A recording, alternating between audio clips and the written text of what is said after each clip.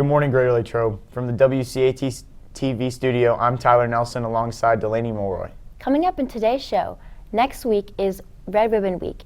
AP Test registration money is being accepted, and our sports reporters have another edition of Wildcat All Access for you. All this and more on your WCAT TV news. Pep Club will be teaming up with the senior high faculty in order to do Build a Princess Day. There will be jars with teachers' names set up in the Commons area now through Friday, October 28th. In order to see some of the senior high faculty dress up as princesses on October 31st, make sure to stop by and donate for the teacher you want to see the most dressed up. Vision screenings will take place for all senior high students Tuesday, October 25th through Friday, October 28th in the CSC. Students will come down with their English classes. Please wear your glasses or contacts for screenings. Next week is Red Ribbon Week. Show your commitment to being drug-free and participate in themes each day. Monday is Wear Red Day, Tuesday is Twin Day, Wednesday is Favorite College Shirt Day, Thursday is Camo Attire Day, and Friday is School Spirit Day. The SAD Club encourages you to make safe and smart decisions. Remember that tobacco, alcohol, and drugs inhibit and interrupt normal sleep patterns and often interfere with new learning and the normal memory processes. Celebrate life and live drug-free. Attention all students interested in learning how to use the library's laser machine. Ms. Mimmer will offer a training on Tuesday, October 25th at 7:30 a.m. If you missed a training in one of your classes, you're part of the Makerspace Club, or you'd just like to learn how to use the laser machine for personal projects, you must attend the training and complete the other requirements. See Ms. Mimmer with any questions or if you're unable to attend. There will be a mandatory meeting for students and guardians interested in the Italy and France trip on October 25th in the Senior High CSC at 5:30 p.m. If unable to attend, please be sure to make arrangements directly with Dr. Antolik to schedule a meeting. Current juniors are eligible to apply to the Pennsylvania Governor's School for the Sciences, a 5-week summer residential program for talented high school students of science and math. This summer, it will be hosted by Carnegie Mellon University and offers an enrichment experience in science, technology, engineering, and mathematics. Interested students should stop in the guidance office and see Ms. Hager for details. Mu Alpha Theta will be collecting Beverly's Birthday Supplies, an organization that throws birthday parties for underprivileged children. Supplies will be collected now through October 28th in all Set 1 classes. Now let's get a check on the weather. We go to Emily Sweeney for the 3-day forecast.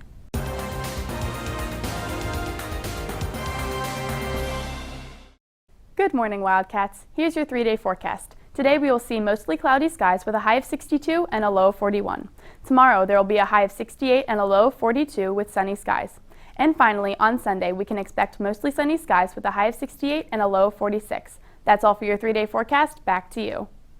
Thanks, Emily. Boston Fountain items are located in the Commons area. Please stop by to claim your items. There are water bottles, sweatshirts, bags, and even shoes from homecoming. All unclaimed items will be donated at the end of the first quarter on Monday, October 31st. A reminder to all students taking AP courses, your registration form and checks are due into the guidance office by Thursday, November 10th. Please see Ms. Hager with any questions. Wondering what's on the menu today? Here's Gianna Lewis with What's Cooking. What's cooking, Latrobe? Today in the main line we have nacho taco platter with diced tomatoes, shredded lettuce, garden salsa, sour cream, jalapenos, and golden corn. The sandwich options are hamburger, cheeseburger, and chicken patty. The pizza options are homemade cheese and pepperoni pizza with Bosco cheese sticks. And lastly, in the grab-and-go bar we have fresh salads and deli hoagies. The soup of the day is hearty potato and the vegetable for the day is golden corn. That's what's cooking. Thanks, and back to you. Thanks, Gianna. The following colleges will be in the Commons area during Lunch and Learn.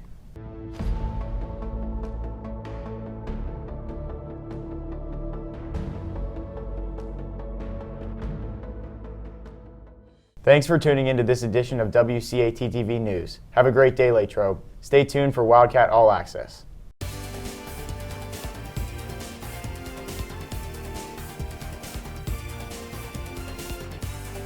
Good morning, Greater Latrobe. Welcome to Wildcat All Access, where we bring you news from all of our Greater Latrobe Wildcat teams. I'm your host, Ariel Teppert. The last girls tennis section matchup was September 26th. The girls won each match for a score of 5-0 against the Hempfield Spartans. The final match was Monday, October 10th, where they lost in the first round of Whippeals with a close score of 2-3.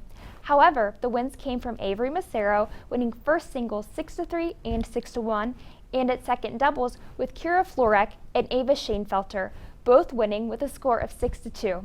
Lastly, Avery Massaro's hard work was rewarded with the Westmoreland County Senior Spotlight Award.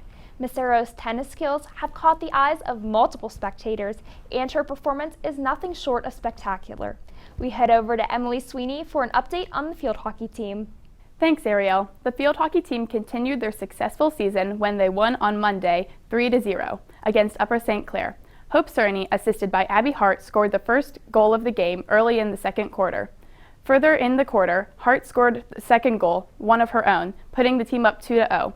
In the remaining 2 minutes of the quarter, Cerny scored her second goal, leaving the team up 3-0 at the half.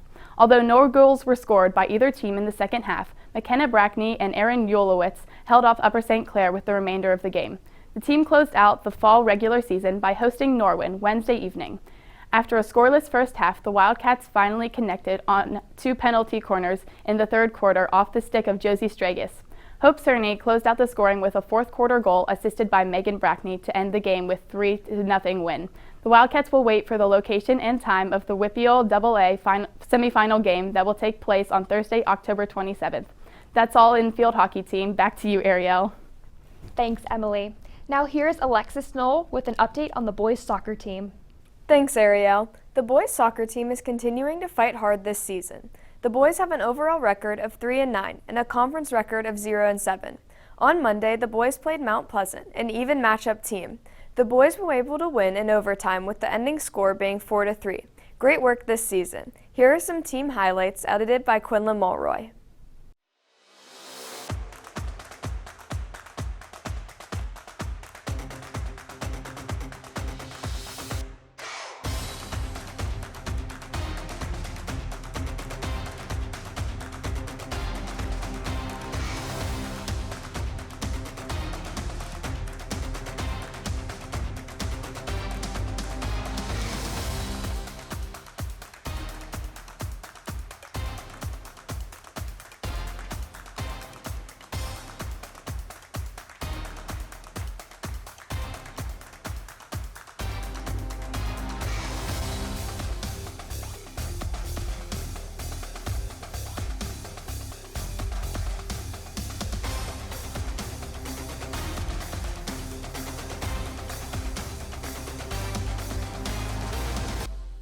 Now let's take a look at how the girls are doing. Here's Ramaya Henderson with an update on the girls soccer team.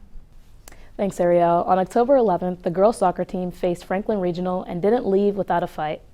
They took a 2-0 victory with goals being scored by junior Reagan Riley. Just this past Tuesday, the girls celebrated their seniors and took on Gateway and ended with another win at 2-0, also scored by Reagan Riley. The girls have had a great season, pushing it to make it to the WPIAL Championships. They currently stand as the 5th seed in the 3A WPIAL playoffs and have a 10-2-2 record. Tune in on Monday, October 24th as they go against Ringgold here on Rossi Field. Good luck, girls. Back to you, Ariel. The cross-country team is nearing the end of their season. Jacob Kramer has the details. The Latrobe cross-country teams joined teams from across the county at Westmoreland College for the Westmoreland County Coaches Association Cross-Country Championships on Wednesday, October 12th. The Wildcat boys and girls teams each finished third in the large school division. Hempfield's boys and Norwin's girls were the 2022 champions among the large schools, while Kiski area's boys and Derry area's girls won the small school trophies. August Lawrence again led the way for the Wildcats, finishing third overall after traveling the 5,000-meter course in 16 minutes and 59 seconds. Cohen Fulton, Steve Janke, Liam Wilson, and Jack Gaffney completed the scoring for the Cats. Henry Crom and Vincent Zaccanini also raced for the Varsity 7. The girls were led by a third-place finish from Emerson Skattel, finishing in a time of 18 minutes and 50 seconds. She was followed by fellow medalist Carly Burke in 13th place. Cora Driley, Kylie Crisfaluzzi, and Bryn Zangaro rounded out the top 5, with Hayden Kranick and Elise Long also competing in the varsity race.